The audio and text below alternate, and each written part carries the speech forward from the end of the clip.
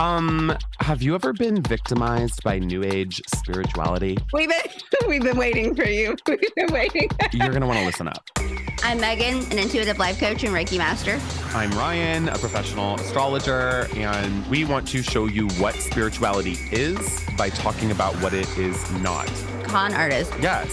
Snake oil salesman. There are so many susceptible people out there. And then they're tainted. They're ruined. They don't want to come back to spirituality. We still have a lot to learn, and we will humble ourselves and learn, I think, every freaking day. This is Clairannoyance, a podcast of spiritual interference. Mic check, mic check, mic check, check. Welcome back. JW195. Jesus. Serious XM. Hi everybody. If you're enjoying the podcast, please rate us 5 stars on your respective podcast app or whatever it is. But we never push the reviews. So please go hit 5 stars. I just want to say that straight out the gate. Okay. No beating around the bush on this. Yeah. Being direct here, not passive. Pretty emotionally. Please. Yeah. If you love it, show us love. It really helps. Rate it, review it, etc. Algorithm gods. Yeah. Well, this is a passion project, people. Yeah, Jesus. This is a labor of love. Send Ryan $5 on Venmo for some coffee. Because I joke, I'm just a talent here. I mean, as are you, but this would not the laborious intent that it takes to get this going, and from the graphics to the Instagram to the loading to the editing. So at the very least, if you could please give us 5 stars, it would be so appreciated. Yeah. And go to our website. Let us know if there are topics you're interested in hearing about, or go to our Instagram and let us know. We got an email address, clairannoyancepod@gmail.com. Let us know. Keep us in the fold. This is now going to be our 19th freaking episode. Amazing. It is amazing. And it's getting better and better and better. Our listenership's going up. I'm loving what we're doing. I'm so stoked. I am too. So today we're going to go off on another little... We're freestyling. Yeah. We're freestyling. A serendipity session. Venus is about to hit in retrograde. It's already causing some chaos. Dude, it is, but it's like Venus is a benefic planet no matter what. So it's sort of like, even in retrograde, it's like good things happen. It can be uncomfortable. It's like that meme that said, when people pleasers or former people pleasers have set boundaries, and they're like, I'm now in my villain era. And it's like, you're adorable.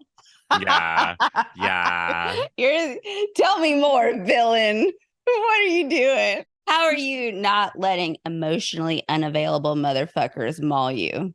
Which is what we're talking about today. Emotional unavailability. Because we've been experiencing this in our personal and professional lives, and I know. It's just time to rip on it. It's a weird concept because so many people talk about it's very hard. It's not like we have little flip switches on us where it's like we can be like, ding, I am emotionally available today. Not today. It's hard. It's really hard, especially if because we can go back and forth. I could be literally today available, the next day unavailable emotionally. And that's okay, but communicate that. And I think that's right. What you see is what you get with me. If I'm not in the mood, if I cannot take it, if I cannot tolerate it, if I'm not able to be present in the manner in which you need, I communicate that via text, email, my words, smoke signal, some way I'm getting across that I am not going to be present in the manner in which you probably need. And it is so simple to state this, especially in the era where you don't even have to call somebody on the phone and say it. You can activate your spirit fingers and text it to somebody. Oh, can you tell I'm annoyed? No, it's true. It's true. It's hard. It's very difficult. I think, especially if, like you were saying, if you're a people pleaser, you're going to be somebody who's not going to be very good at saying, hey, I'm not available today, but also I think like there's like, what do you do when you're used to somebody being emotionally available, but then they're unavailable and they communicate that and you're like, fuck. Self-soothe. Yeah. Another that brings me to another great point that like with my clients, and it's like I have given like I'm constantly researching, intuitively making magic, giving a freaking gosh darn great toolbox.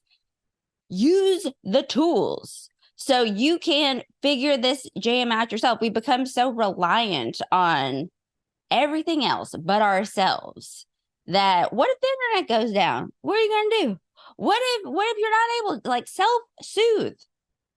Mm-hmm. Go for a walk. Mm-hmm. My patience is just thin right now. Ugh.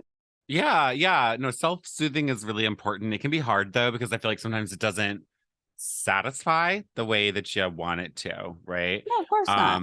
Yeah, but that's also an important thing to kind of lean into, right? This is called being an adult. But if you're constantly needing that extra piece from everybody else, right? I mean, you're gonna be in a lifetime emotional deficit. There's no way, So no, of course you want someone to be like, "Hey, I see you, I feel you, I got you." That's lovely, but people are tapped out right now, and so and then hensing the emotional unavailability. But they're tapped out and they're not doing anything to restore the tank. So, I mean, it's just, and it's everywhere. It's just, and it's absolute chaos. And now we have Venus, who, even though she's what did you say? Benefical? Benefic. Yeah, benefic. It means good. Yeah, planet. Yeah. I just knew I was going to add extra vowels. Yeah. To that. I know. It's a weird word. But, I mean, we've both been dealing with people, places, things that who we love dearly, or we, quite frankly, we don't love dearly, but it's just like, come on. And it just, and so we were just chatting before we got on here and, catching up. What do you do? What do you do when someone is emotionally unavailable? Or, how do you let people know that you're emotionally unavailable? And here's the thing, you don't have to go on Instagram and make a post about it. It doesn't have to be on your story that you're closed for business, though, not a bad idea if that's your cup of tea. But ghosting for days and days and days at a time, starving people, if you're going contact.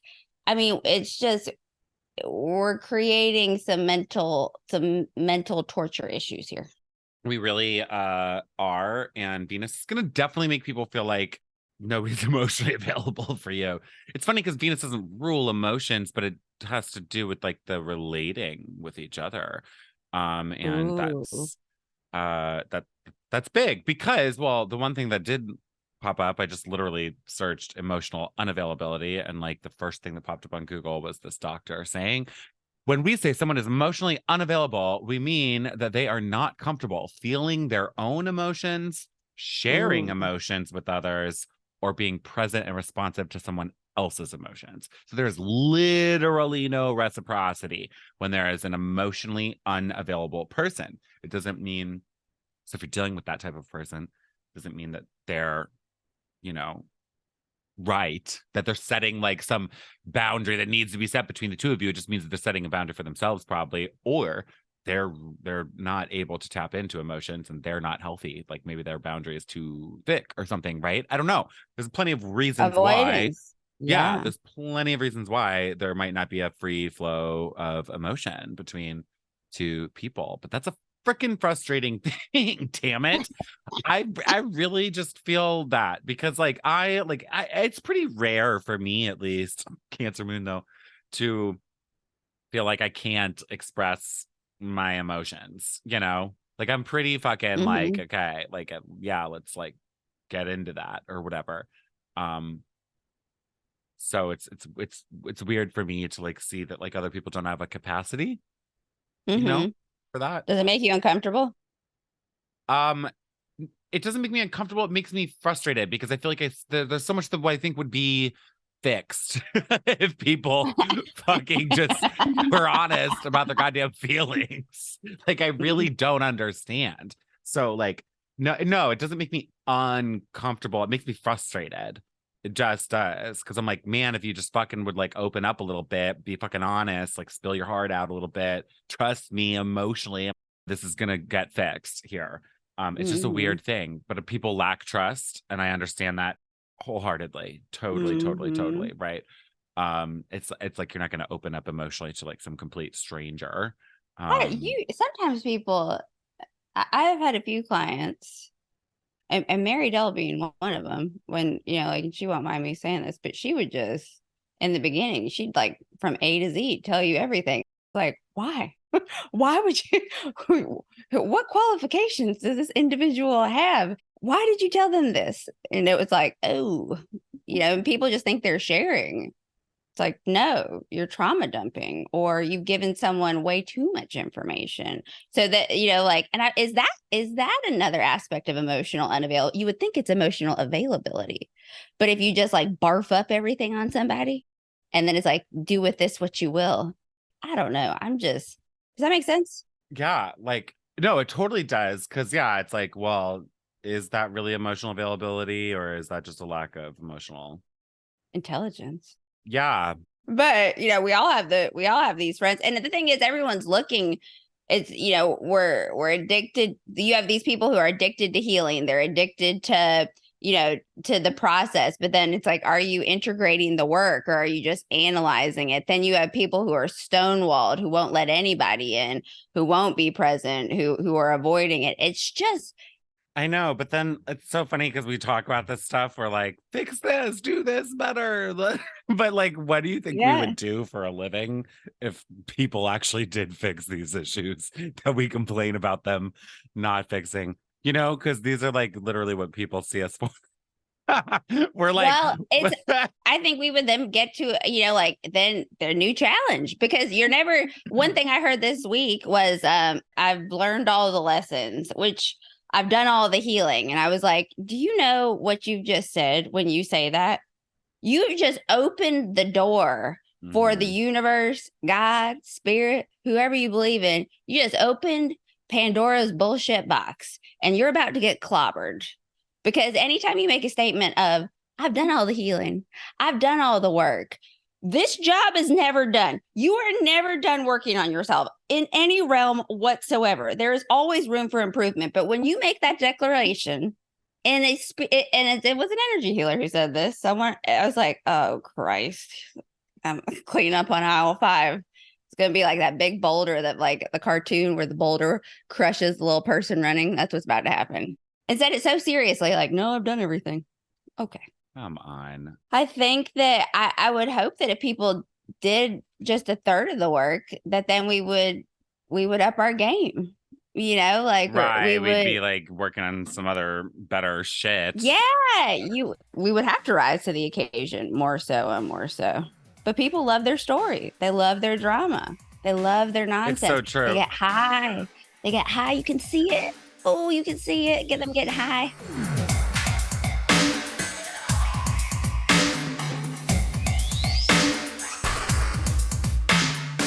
How do you not know how to look at an emotion? It feels so primitive. You know, it's just like, especially men. Yeah, but then there's like funny stuff, I think, of men who are under pressure to remain stoic, right? Yeah, 110%. So it's like there's also like the societal issue of like not feeling your feelings as a man. Men are dying, man. I mean, because of this lack of because they're a human being. And then the expectations that are set, you're only allowed to have 2 emotions if you're a dude, anger and happiness. So, and of course people are like, no, I don't think that. But subconsciously you do. When a man cries, how do you feel? When a dude cries in front of you, does it make you uncomfortable? How does it make you feel? So we're just in this spot, and I'm trying to figure, like, how can I be of better service? How can I help? I think I saw a TikTok that was explaining this. where some chick was like, you know how everybody's doing their icks, like, here's my ick for my boyfriend or my girlfriend or whatever. I saw somebody complaining about someone else's icks, and she was like, this TikTok I saw was like, of course, I'm like, I watched a TikTok where the girl was like, I watched a TikTok. So it's all whatever, TikTok tree. But she like literally was like watching someone's TikTok, and the girl was basically complaining about like how she went to her boyfriend's grandma's funeral and saw her boyfriend cry at his grandma's funeral. And she just was like, ick. Like, ooh, he's like crying. I'm sorry. Like, could you imagine? What? That's an ick. I hope that you got broken up with. You, Oh I my mean, because God. I mean, there you well, and that's the thing. I know I probably sound a little ornery about it, but it's just such an issue right now. This emotions and the unavailability or the reaction or the non-reaction. And it makes my head, because it's everywhere right now in my life, at least, or what I'm seeing. So I'm talking to people and I'm like, I'm listening. And it's just like, I'm a little stumped right now as to what direction to guide. Yeah. No, it's weird. I don't understand. And I think that there is like somewhat of a gender thing there, I guess. But like, For sure. I even think like in the gay community, like men are more sensitive, but they all actually kind of suck at this stuff too. To be honest, they really do. Yeah. They lack that like spectrum of emotional intelligence, I guess. They really don't know how to handle much. Like largely, that's like relational issues too, I think, of like how do you handle people and act in relationships. I've really been diving into dudes because my clientele base is majority women. I do have a few fellas, but in my efforts to try and understand more in the classes that I'm taking, and definitely once I'm done and I'm able to speak more articulately, you know, When you're able to articulate more. There you go. I would like to talk about it, but it is, I mean, we've stumped men, man. And women today don't want to have these conversations about it, understandably, you know, like but there's got to be more here. I know I said this on the last podcast, but I'm like, there's more here. And I just feel this rumbling, and I don't mind when I get irate. It makes other people uncomfortable, but that means that there's a passion there. So I need to do something with this anger. Is iration, that's a band. Is irate a form of anger, I wonder? I think so. They feel like synonyms to me. Yeah. I think so. Let me look up the term. Irate.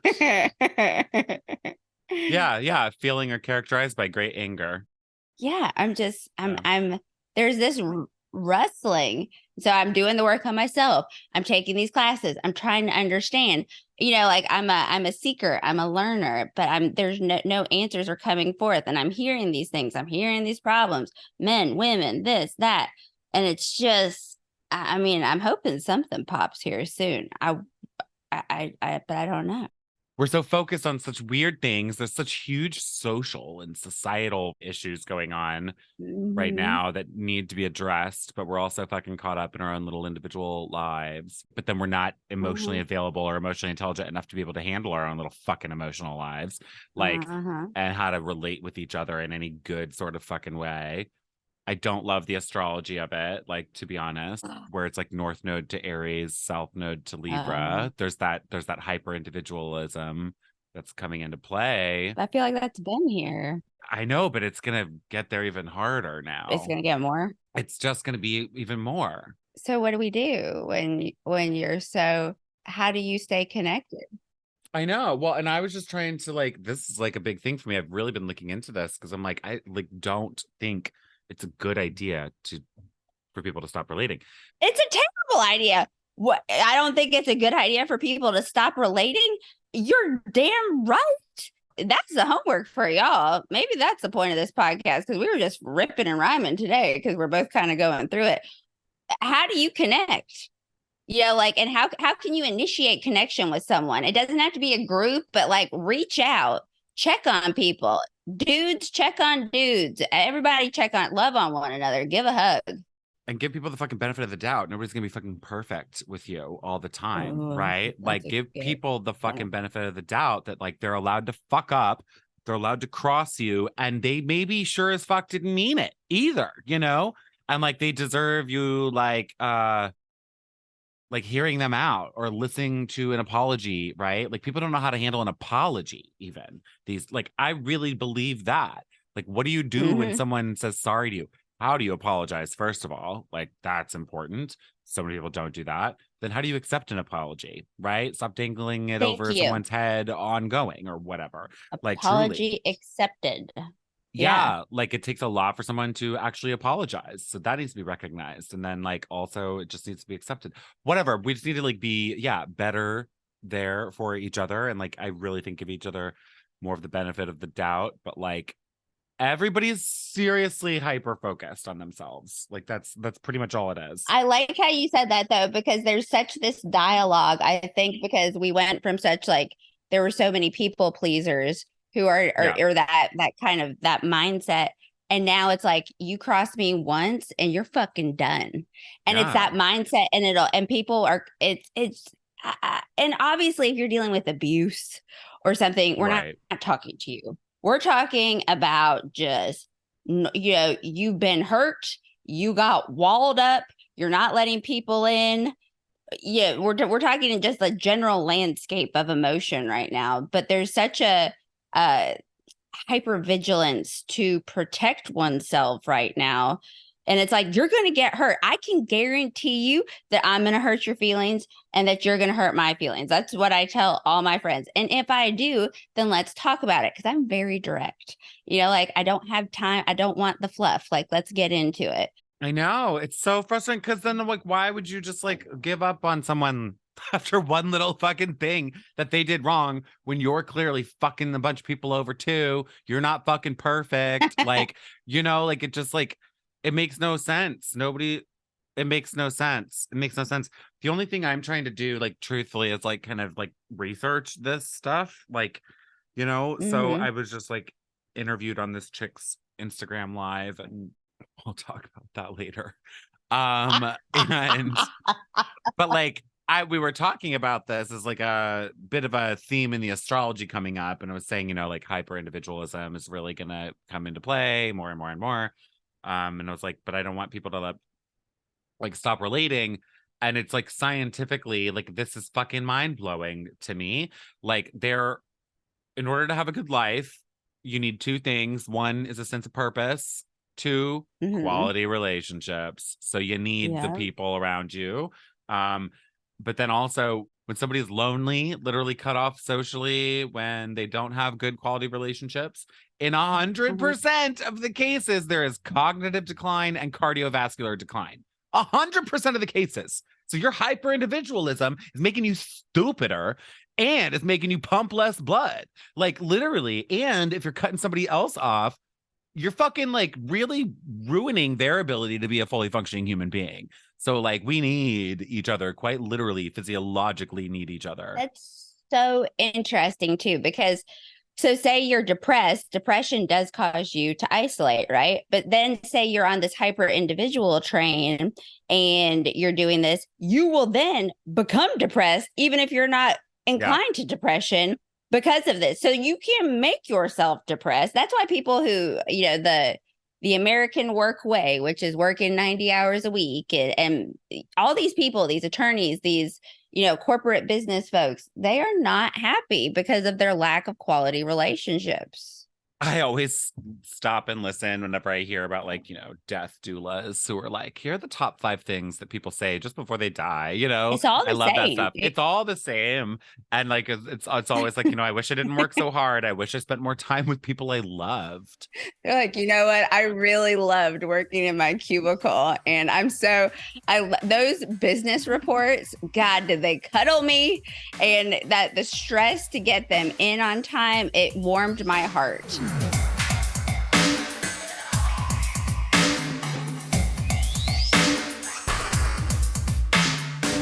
The whole point of this is if you're a brick wall, if you're hearing this and you're like, I am a brick wall, put your guard down. Trust somebody. There is somebody out there who loves you, who wants the best for you. I promise.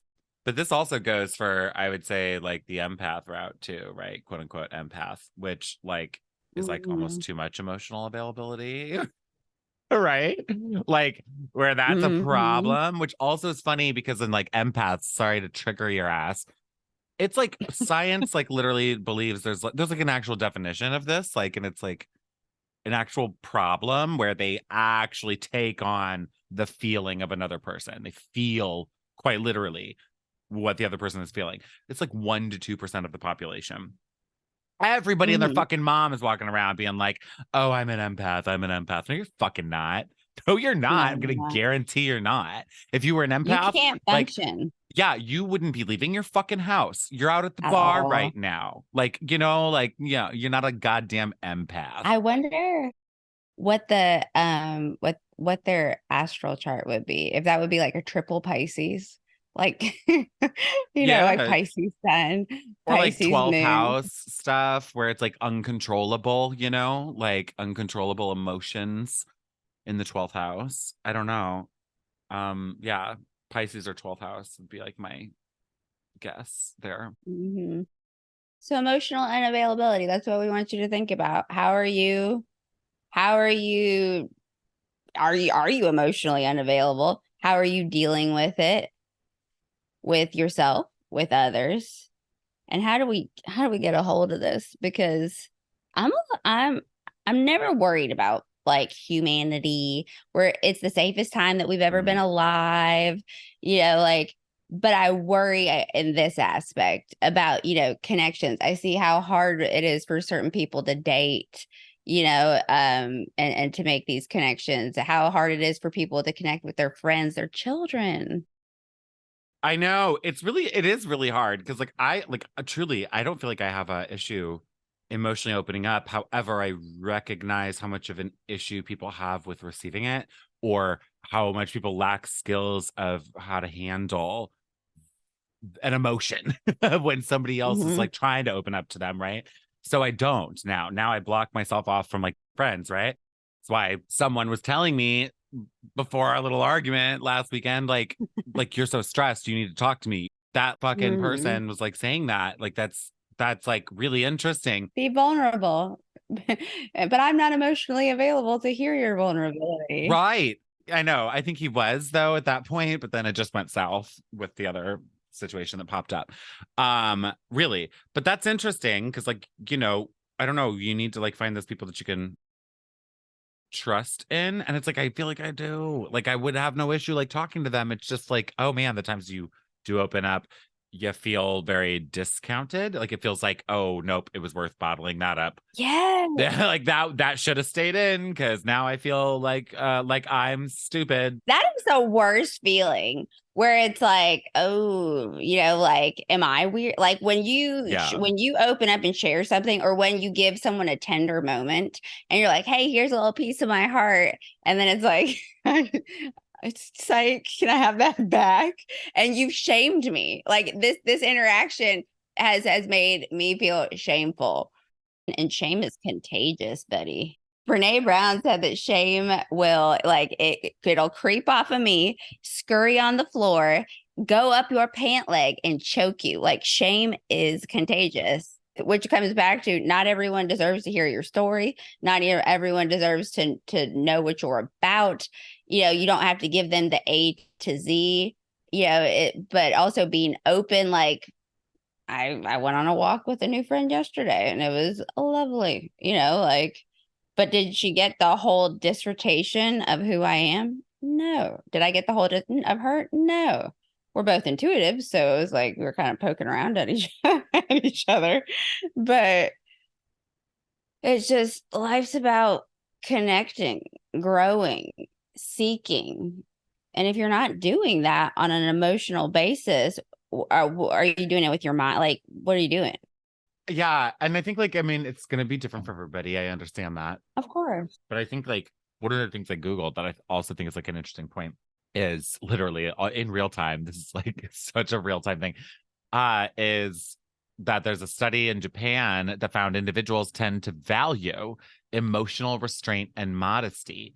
So, Eastern cultures basically lead to lower expression of emotions compared to Western cultures. And that's interesting. So there's like a cultural context too, right? Of like, yeah, restraining it is better.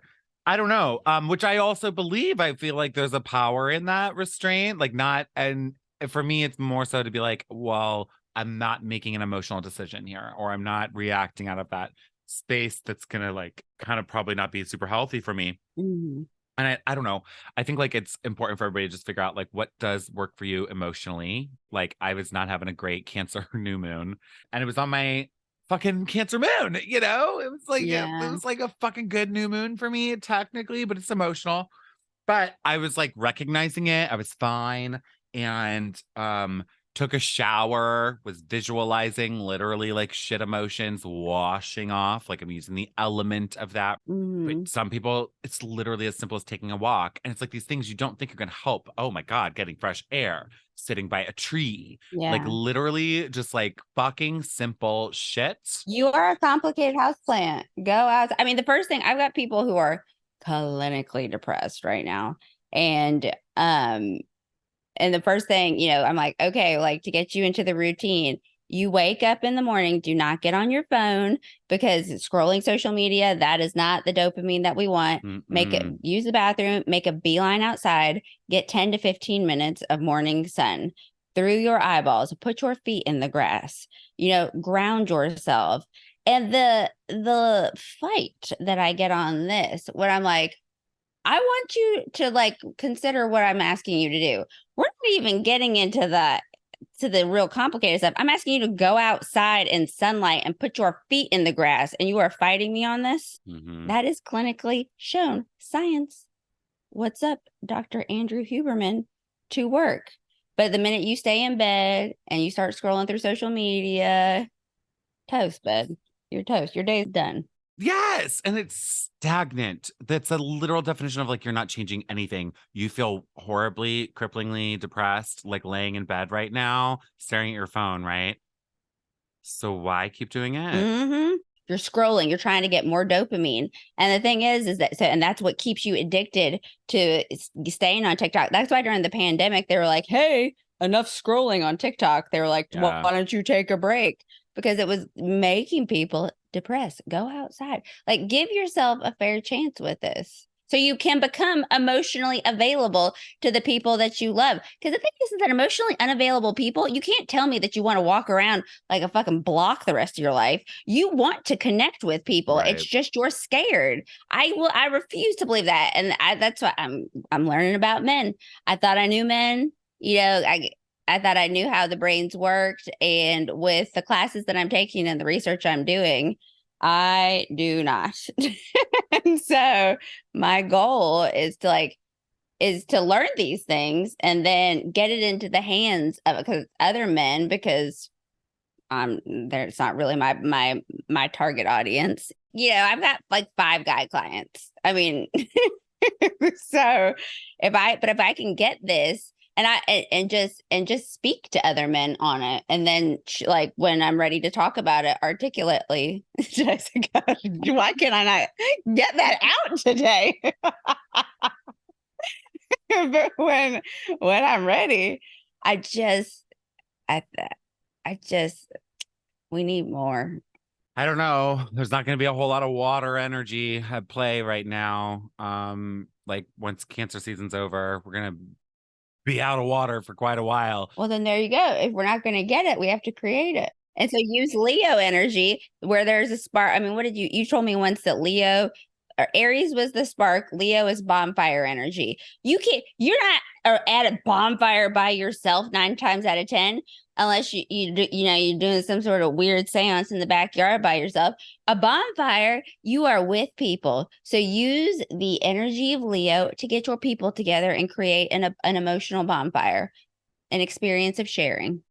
Yeah, and it doesn't even have to be with the purpose of emotion, but it's like get the people that you like around, like gather them or something, like somehow around some shared common interest, and just enjoy like that a feeling will emerge from there that gives you that feeling of like support, and camaraderie, and like Leo's about to hit too. It is about to hit. I can't wait. I'm glad that you're studying the brain too. Like that's important. That's Aries ruled. Like that's one of my predictions for the North Node in Aries is we'll have like interesting research that comes out about like the brain or like head traumas or something like that. Like it's Aries. So good. I think that's good. Like, and I feel like that's a way of like understanding, I guess, an emotion. And when emotions aren't actually being felt, you can actually just like research like, well, how does the brain handle an emotion, right? Intellectualize it a little more or something, but proactively pursuing research about emotions, fucking trying to figure it out a little more.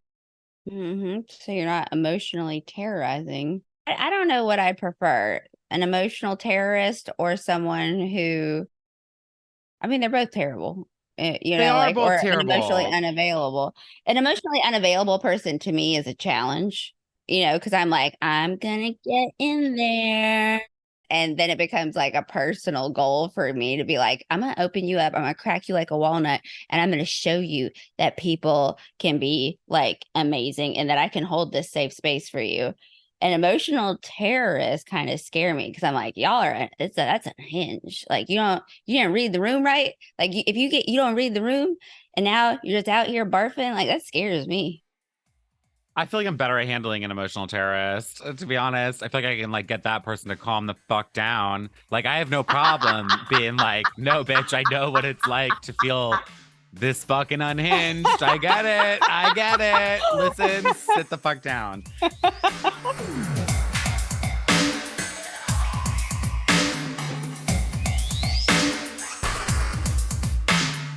I think I have an issue of like, almost like when somebody's emotionally unavailable, I feel like I need to work on making that person question their emotional unavailability rather than accepting it so much. Because I don't think I'm getting in a healthy, like, I don't think emotional unavailability in general is all that healthy because people don't communicate it. Like, right. Yeah. So I think like that shame that sets in, right? Or the shutting down or whatever. If I feel those things, I'll usually just be like, oh, see, they're not in a place to handle this right now or whatever. I think instead of just accepting that and like absorbing that, now I need to start pushing back a little bit and being like, so what the fuck? Like, why are you not hearing me? Yeah. Yeah. And you'll get, I'm not afraid to make people uncomfortable in that manner. Like, let's do it. When someone is just unhinged around me, I'm like, because then I'm reading the room and it's, I don't mind watching it from afar. So it's funny that we're on the opposite ends of that. Cause I'm like, I deal with this every day. I'm not like in my office. I don't want to deal with this in a public setting where you'll be like, sit down, bitch, sit down. Yeah, I have no problem. I think but that's a good tip. Like, okay, I will tell people like you need to relax, but then if it continues to escalate, I'm like, yeah. So we've given each other tasks in regards of how to proceed. I mean, I don't know where I'm going to come in contact with an unhinged individual, but I guess I should probably put myself out there. I'll find enough of the emotionally unavailable ones. Don't worry. Ditto. Well, this is, these were just kind of our unhinged thoughts after after a long spell of dealing with emotional unavailability. And so it's a bit of a sensitive topic for us, if you can't tell. Seriously. So what are you going to do to learn about emotions, be emotional, do something this week? Anything. I don't know. Just anything. It doesn't. And if it scares you, good. If it's making you feel uncomfortable, great. That means that you need to do something about it. So, but do anything. Don't just listen to this and be like, oh, look, another great podcast filled with great information. Coming back to the beginning, get your motherfucking toolbox out and use something in it. And let's do something about it so we can improve, all of us together. I just Googled steps to cultivate or to combat emotional unavailability. The 3 things are things that we just said because we're fucking badass. Number right. 1 is there was no research to this. We were just like got on here and we're like, fuck. Yeah. Number 1 is increase self-awareness, which is the like, you need to know what you need. Everybody's different. We're all going to handle our stuff differently. You need to know yourself, right? And what you need. Check yourself. Number 2 is cultivate emotional intelligence, which means understanding that other people are different than your ass and they're going to need to be handled differently as well, right? Mm-hmm. Fostering empathy and compassion and whatever. Number 3 is literally foster vulnerability and trust, which we said. And also trust yourself. Trust that if you do open up to somebody and they make you feel a certain way and it's shame, you're going to be okay and you're going to get through it. You're not a young little child anymore. You're going to be okay. And then go to that. If you don't have someone that you can trust, my God, does my heart go out to you. Truly. Yeah. But know that you're going to be okay. And then if you trusted the wrong person with your vulnerability or emotions, then let's find some new peeps. Let's find some new friends. Especially if that's somebody who says that they fucking care about you in any sort of way, but then they're that emotionally unavailable against your little bit of trust. That for me is where I'm like, push back. You're going to be fine, but like, you're probably going to be less fine if you just accept that, and you absorb that shame or whatever, their lack of trust in you. Push back. Why? Ask them why. Why the fuck? Like, if they're not giving you any good reason, they're just shutting you the fuck down when you're trying to trust them. Mm-hmm. Push back. And get fucking clarity on that. Otherwise, you're going to ruminate all over it. Oh, and you'll make the absolute inaccurate assumptions. You'll internalize it, think it's something about you. Yeah, and then creates, and that's the detriment of emotional unavailability. When you don't push back, you will internalize those interactions and make it about you. So you got some homework. We all do. I mean, Ryan and I aren't just giving homework and not doing it. Mm-hmm. There are some applications that we can both. I know. There really are. I'm going to have to like think about this for a second, honestly, because based on just things in our lives. Okay. Well, I'm feeling okay. How are you feeling? I feel better. Like I feel like Do you? Yeah and no, because I'm just like, I feel anxious. I feel like I need to do something about this. Yeah, I'm just like, how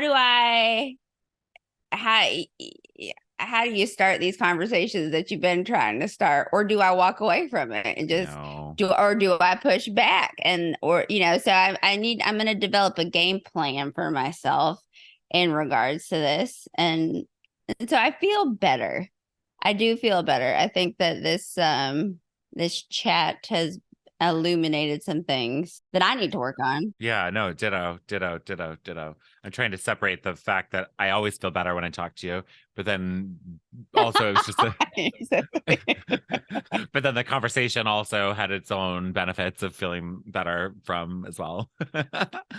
It's not easy for me to be vulnerable, like it is not. I don't think most it's people. Easy for me to share stories, but like on this, like I don't, like I am that person for so many people. So for me to hop on and be like, I don't know, that's not something easy for me to say, or like how do I fix it? Like when I see these people that I can't do something for, it haunts me because I'm like, what do you mean that I can't help? And so. So honestly, throughout this whole conversation, I've been mildly uncomfortable, which is nice. That's a nice feeling. I mean, I truly do mean that because I love getting outside of my comfort zone. So I'm like, I'm uncomfortable because I don't know the answer. I don't know. And it's like, as much as you know that you can help someone, or maybe like we know certain steps to take or whatever, there's also the understanding that like you can't really make these decisions for people. They have to decide things for themselves. You can't heal someone. You can just facilitate a healing process to occur. They actually heal themselves, right? Like they're the ones that are gonna have to deal with this. You can only lead the horse to water. And it's like, why would you not drink this? It's hot out. Are you not thirsty? I know. You cannot drink the water for the horse. You cannot. yeah, I feel good. I feel uncomfortable, but like I said, I'm twisted because I'm like, ooh, there's work to do here. Yeah. And how can I be better and do better? So we'll have to have we'll have to do an update next week. We'll do it. Yeah, we'll do it. Yeah, do a little chitty chat. All right. Well, in the meantime, go about your days, feel your feels, think your thoughts. Be present. Don't block people off or else. Yeah. And let me also leave you with this. The Britney Spears Will I Am song came out today, which apparently is like a deep fake or some shit. I don't know. Totally off topic, but I'm like, what do you guys think about it? I mean, it has nothing to do with anything, but it's a terrible song, number one. That's all I gotta say. It's literally like awful. It's just terrible. But then also like the conspiracies around it are just mind blowing. So let me leave you with that. That's all. Go look it up. Get into that rabbit hole. See what that does for your emotional health. Don't do it when you first wake up, though. Okay, don't go outside, get sunlight, drink water, put your feet in the ground. Or if you do, let us know what happens. Yeah, let us know how your day was fucked. All right, well, on that, we love all of you, and rate the podcast, son. Yes, rate it. Thank we'll you. rate you back. Bye. Bye.